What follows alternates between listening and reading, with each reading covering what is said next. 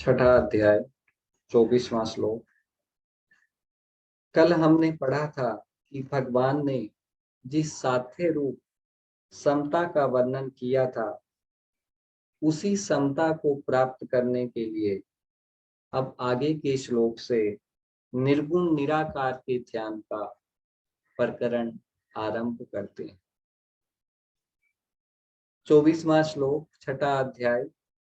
संकल्प से उत्पन्न होने वाली संपूर्ण कामनाओं का सर्वथा त्याग करके और मन से ही इंद्रिय समूह को सभी ओर से हटाकर भगवान कहते हैं कि मन में तरह तरह की सफलताएं होती रहती, संसारिक वस्तुओं की, व्यक्तियों की, पदार्थों की। उन सफलताओं में, जिस विचार में मनुष्य को सुंदरता और आवश्यकता दिखती है, वही, और जिसमें उसे लगता है कि ये वस्तु खराब है, ये व्यक्ति ठीक नहीं है, ये हमारी उपयोगी नहीं है, उसमें विपरीत भाव पैदा हो जाता है।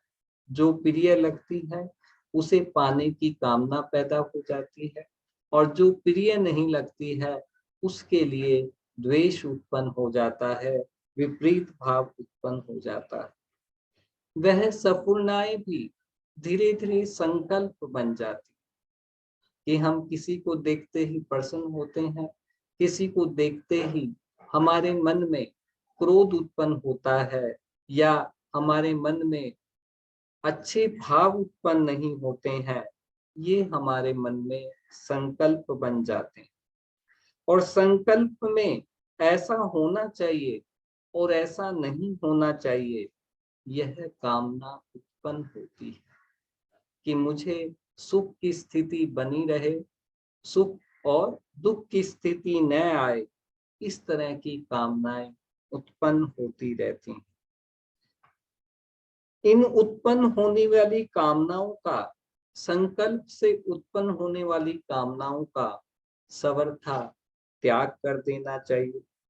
जिन इंद्रियों से शब्द, स्पर्श, रूप, रस, गंध, इन विषयों का अनुभव होता है, भोग होता है, उन इंद्रियों के समूह का मन के द्वारा अच्छी तरह से नियमन कर ले, अच्छी तरह से निग्रह कर ले, अच्छी तरह से उन पे अंकुश लगा ले, अर्थात मन से भी इंद्रियों को अपने अपने विषयों से हटा दे। मन से शब्द, स्पर्श आदि विषयों का चिंतन न हो, संसारिक मान बढ़ाई आदि की खिंचाव न हो। ध्यान तात्पर्य यही है, अर्थ यही है कि ध्यान योगी को इंद्रियों और अंतःकरण के द्वारा प्राकृतिक पदार्थों से, भौतिक पदार्थों से सर्वथा संबंध विच्छेद का निश्चय कर लेना चाहिए। सारे पदार्थों से, सारी परिस्थितियों से सर्वथा संबंध विच्छेद का निश्चय कर लेना चाहिए। इस श्लोक में कहा भगवान ने कि कामनाओं का त्याग एवं इंद्रियों का निग्रह करने के निश्चय की बात की।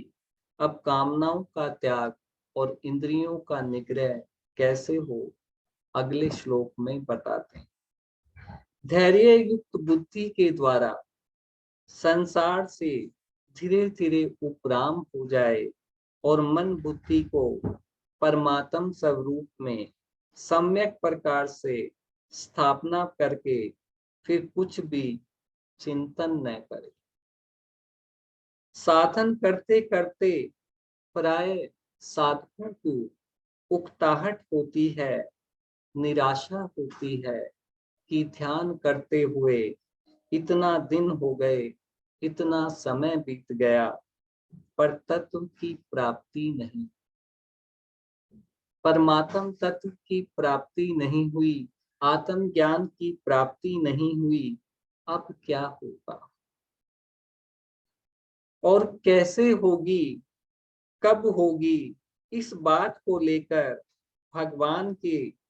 भगवान ध्यान योग के साधन को सावधान करते हैं कि उसको ध्यान योग का अभ्यास करते हुए सिद्धि प्राप्त हो या न हो तो भी उकताना नहीं चाहिए, धैर्य रखना चाहिए।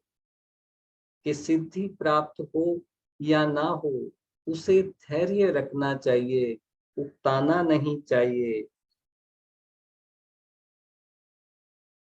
पर जैसे सिद्धि प्राप्त होने पर, सफलता होने पर धैर्य रहता है, वैसे ही विफलता होने पर, सिद्धि यदि प्राप्त नहीं हुई है तो भी धैर्य रहना चाहिए कि वर्ष के वर्ष बीत जाएं, कितना ही समय लग जाए, पर मुझे तो तत्व को प्राप्त करना है।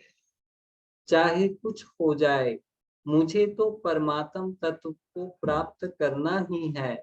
यह एक दृढ़ निश्चय होना चाहिए और इससे बढ़कर दूसरा कोई काम मेरा है ही नहीं। मुझे मनुष्य जन्म इसीलिए प्राप्त हुआ है कि मैं परमात्मा को प्राप्त कर लूं। यदि इससे बढ़कर कोई काम है ही नहीं तो सारे कामों को छोड़कर मुझे सर्वप्रथम यही काम करना है और इसी में पूरी अपनी चेष्टा को लगा देना है। दूसरा भाव यह है कि परमात्मा देश काल वस्तु व्यक्ति घटना परिस्थिति आदि सब में परिपूर्ण है। परमात्मा कण कण में विद्यमान है, हर जगह परिपूर्ण है। ये देश और काल समय आदि तो उत्पन्न होते हैं और मिटते हैं, परंतु परमात्म तत्व मिटता नहीं है, ज्यों का त्यों रहता है। उस परमात्मा में मन को स्थिर करके, अर्थात सब जगह एक परमात्मा ही है, उस परमात्मा की सिवाय दूसरी कोई सत्ता है ही नहीं। मन में ये दृढ़ भाव रख के कि एक परमात्मा के सिवाय इस सृष्टि में दूसरी कोई सत्ता है ही नहीं, ऐसा दृढ़ निश्चय करके कुछ भी चिंतन न करे, सिर्फ परमात्मा के सिवाय और कोई चिंतन न करे। एक चिंतन होता है और एक चिंतन करते हैं। चिंतन करे नहीं, अपने आप कोई चिंतन हो जाए तो उसके साथ अपना संबंध न जोड़े, क्योंकि संकल्प विकल्प तो उत्पन्न होते हैं और नष्ट होते हैं, पर हम रहते हैं कि जितने भी संकल्प हैं, मन में तरह तरह के विचार उठते रहते हैं और नष्ट भी होते रहते हैं, पर हमारा स्वरूप जो है वो जो का तो सदा बना रहता है। इसलिए रहने वाले स्वरूप में ही रहे, संकल्प विकल्प की उपेक्षा कर दे और हमारे यह संकल्प विकल्प हमारे पर लागू नहीं होगा, ऐसा मन में विचार कर ले। साधक एक गलती करता है कि जब उसको संसार याद आता है तो वह उससे द्वेष करता है कि ये मन में विचार क्यों आ गया। जब ध्यान कर रहा है तब यदि संसार का विचार आता है तब ये रहता है कि यह विचार क्यों आ गया, इसलिए उसको हटाने का उद्योग न करे, उसको हटाने का परिश्रम न करे, बल्कि ऐसा विचार करे कि जो संकल्प विकल्प होते हैं, जो भी विचार आ रहा है, वह भी परमात्म तत्व से ओतप्रोत है, उसमें भी परमात्म तत्व विद्यमान है, क्योंकि परमात्मा सब जगह परिपूर्ण है, कण कण में विद्यमान है। जैसे जल में बर्फ का ढेला डाल दें तो बर्फ समय भी जल है, और उसके बाहर भी जल, बर्फ के अंदर भी जल है और जल के अंदर जो ढेला डाला वो तो जल है ही। तो ऐसे ही संकल्प विकल्प कुछ भी आए वह परमात्मा के ही अंतर्गत है। संकल्प विकल्प के अंतर्गत परमात्मा ही परमात्मा परिपूर्ण है। जैसे समुद्र में बड़ी बड़ी लहरें उठती हैं, एक लहर के बाद दूसरी लहर आती है, उन लहरों में भी जल ही जल है। देखने में लहर अलग दिखती है पर जल के सिवाय कुछ भी नहीं है। ऐसा संकल्प विकल्प में परमात्म तत्व के सिवाय कोई तत्व नहीं है, कोई वस्तु नहीं। अभी कोई पुरानी घटना याद आ गई तो यह घटना पहले हुई थी, अब यह घटना नहीं है। मनुष्य जबरदस्ती उस घटना को याद करके घबरा जाता है कि क्या करूं, मन नहीं लगता। वास्तव में जब परमात्मा का ध्यान करते हैं उस समय अनेक तरह की पुरानी बातों की याद, पुरानी संस्कार नष्ट होने के लिए प्रकट होते हैं।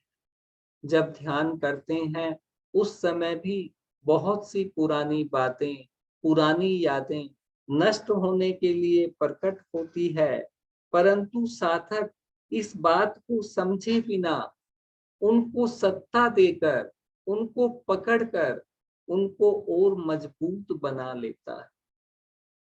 उन यादों को त्यागना था, उन यादों को छोड़ना था, लेकिन हमने उनको पकड़ लिया कि ये याद क्यों आ गई, तो वो और मजबूत हो गई।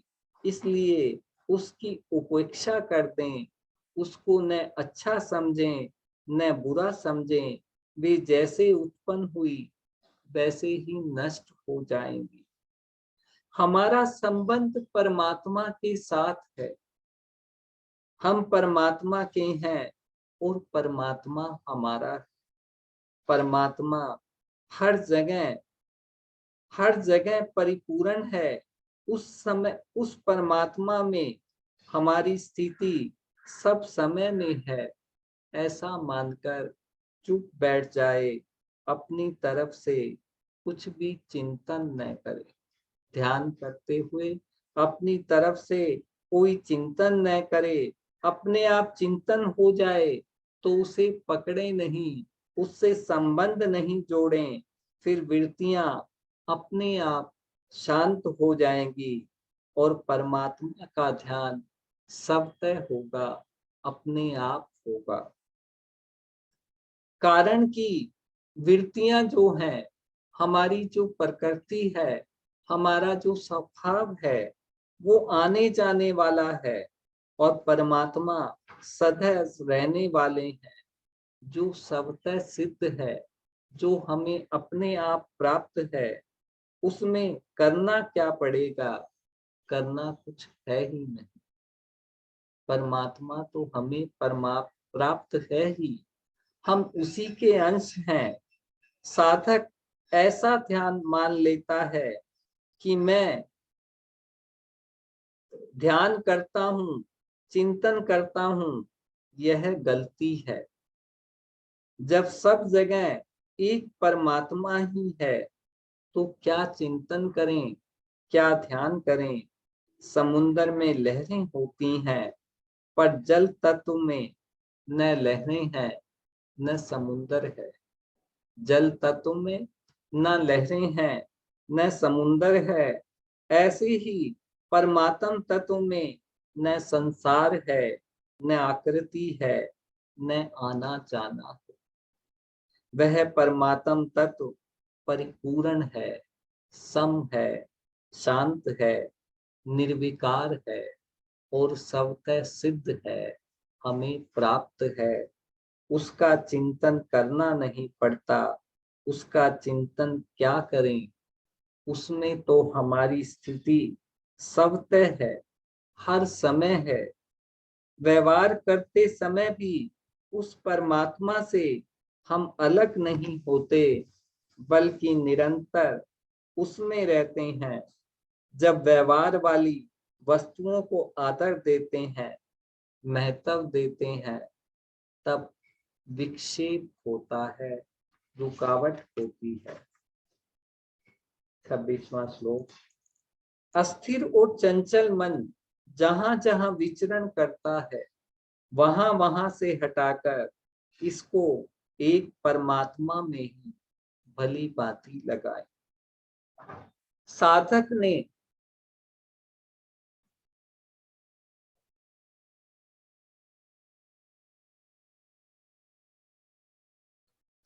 ने जो ध्येय बनाया है, उसमें यह मन टिकता नहीं है, ठहरता नहीं है, दौड़ दौड़ जाता है।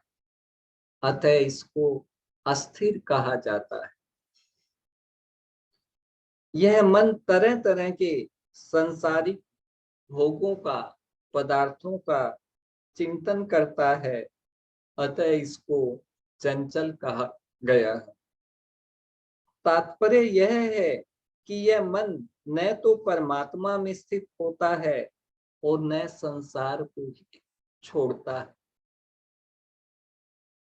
इसलिए साधक को चाहिए कि मन जहां जहां जाए, जिस कारण से जाए, जैसे जाए, जब जब जाए, जहां जहां जाए, जिस कारण से जाए, जब जब जाए, इसको वहां वहां से हटाकर उस कारण से, वैसे वैसे और तब तब हटाकर परमात्मा में लगाए। स्थिर और चंचल मन का नियमन करने में सावधानी रखे, ढिलाई न करे। जहां जहां मन जाए, वहां वहां ही परमात्मा को देखे। जैसे गंगा जी याद आ जाए तो गंगा जी के रूप में परमात्मा ही है।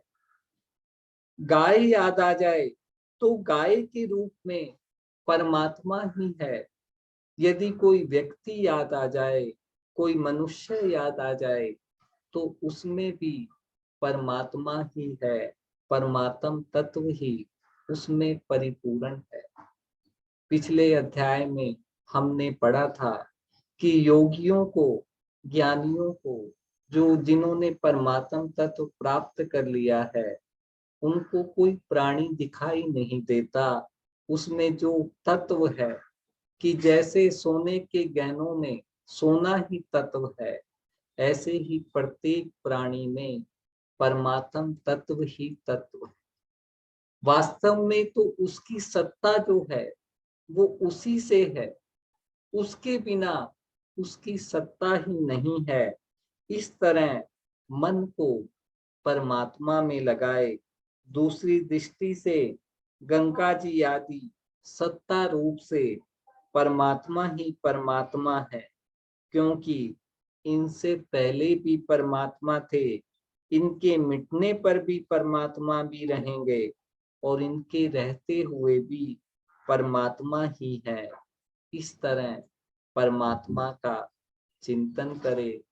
साधक को भगवान की चिंतन करने में कठिनता इसलिए पड़ती है कि वह अपने को संसार का मानकर भगवान का चिंतन करता है, कि मैं संसारी प्राणी हूँ, ऐसा मानकर भगवान का चिंतन करता है।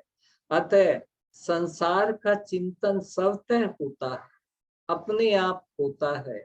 हम संसार से, हमारा संबंध इतना जुड़ा हुआ है कि एक कामना छूटती है तो दूसरी कामना खड़ी हो जाती है। संसार का चिंतन अपने आप होता है, भगवान का चिंतन करना पड़ता है, फिर भी चिंतन होता नहीं। प्रयास करने पर भी भगवान का चिंतन होता नहीं और संसार का चिंतन अपने आप होता है। इसलिए साधक को चाहिए कि वह भगवान का होकर चिंतन करे, संसार का होकर चिंतन न करे, भगवान का होकर चिंतन करे। तात्पर्य यह है कि मैं तो केवल भगवान का हूँ और केवल भगवान ही मेरे। स्वामी जी का सबसे बड़ा वाक्य यही है कि हर पल ये कहते रहो कि मैं तो भगवान का हूँ, भगवान मेरे हैं, मैं शरीर संसार का नहीं हूँ और शरीर संसार मेरे नहीं है। इस तरह भगवान के साथ संबंध होने से भगवान का चिंतन स्वाभाविक ही होने लगेगा, चिंतन करना नहीं पड़ेगा। जब संबंध भगवान से जुड़ जाएगा तो संसार से संबंध सर्वथा टूट जाएगा। ध्यान करते समय साधक को यह ध्यान रखना चाहिए कि मन में कोई कार्य जमा न रहे, कि अमुक कार्य करना है, अमुक स्थान पे जाना है, अमुक व्यक्ति से मिलना है, अमुक व्यक्ति मिलने के लिए आने वाला है तो उसके साथ बातचीत करनी है, आदि कार्य जमा न रखें। इन कार्यों के संकल्प ध्यान को लगने नहीं देते। यदि मन में ये विचार बने हुए हैं कि मुझे यहाँ जाना है, मुझे वहां जाना है, तो वो जो संकल्प है वो ध्यान में लगने नहीं देते। अतः ध्यान में शांत चित्त होकर बैठना चाहिए। सामने देखते हुए पलकों को कुछ देर बार बार शीघ्रता से झपकाएं और फिर नेत्रों को बंद कर लें। पलकें झपकाने से जैसे बाहर का दृश्य करता है, ऐसे ही भीतर के संकल्प विकल्प भी मिट जाते। पहले नासिका से श्वास को 2-3 बार जोर से बाहर निकालें और अंत में जोर फुकार के साथ पूरे श्वास को बाहर ही रोक दें। जितनी देर श्वास रोकें उतनी देर रोककर फिर धीरे धीरे श्वास लेते हुए स्वाभाविक श्वास लेने की स्थिति में आ जाए। पहले जोर से सांस को बाहर निकालें, फिर सांस को रोक दें। जितनी देर रोक सकें धीरे धीरे श्वास लेते हुए स्वाभाविक श्वास लेने की स्थिति में आ जाएं। इससे सभी संकल्प विकल्प मिट जाते हैं। यदि पूर्व श्लोक के अनुसार साधन चुप साधन न कर सके तो मन जहां जहां जाए वहां से हटाकर उसे परमात्मा में लगाए। मन को परमात्मा में लगाने का एक श्रेष्ठ साधन है। सबसे बड़ा साधन मन को भगवान की भक्ति में लगाने का यही है कि मन जहां जहां जाए वहां वहां परमात्मा को ही देखें और मन में जो चिंतन आए उसको परमात्मा का ही स्वरूप समझें।